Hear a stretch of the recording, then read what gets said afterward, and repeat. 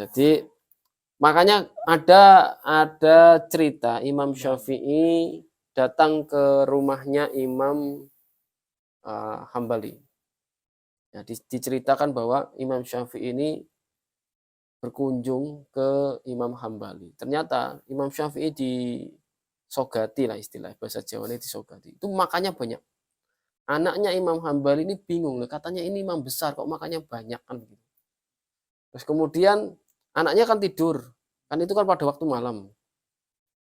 Ini tidak tidur, ngintip Imam Syafi'i apa yang dilakukan malam hari. Ternyata Imam Syafi'i ini nggak tidur, nggak sholat, nggak tidur, nggak sholat. Sedangkan bapaknya sholat sampai pagi, Imam Hambali. Nah, kemudian ketika subuh, ini Imam Syafi'i langsung sholat. Lah anaknya kan heran tuh. Tadi malam nggak sholat, nggak ngapa kok tiba-tiba langsung sholat. Nggak wudhu, nggak apa, kan begitu. Bingung kan anaknya ini. Nah, kemudian ketika sarapan pagi, anaknya ini tanya.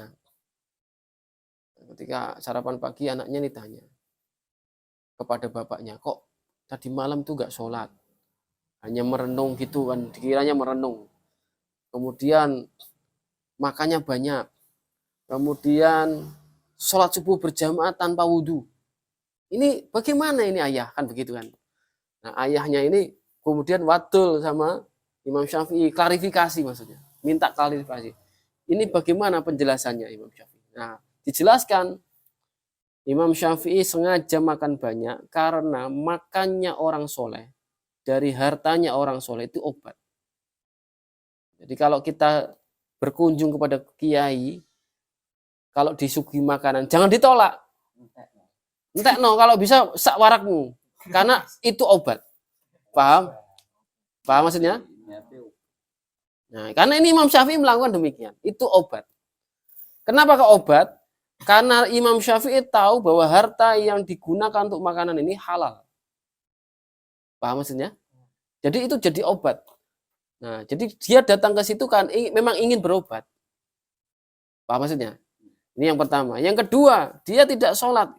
Dia memecahkan permasalahan agama semalam suntuk. Dan dia tidak batal wudhunya. Dia menjaga wudhunya sampai subuh. Nah, seperti itu. Kemudian subuh dia berjamaah langsung dengan ayahnya Imam Hambali tadi. Nah, itu ceritanya.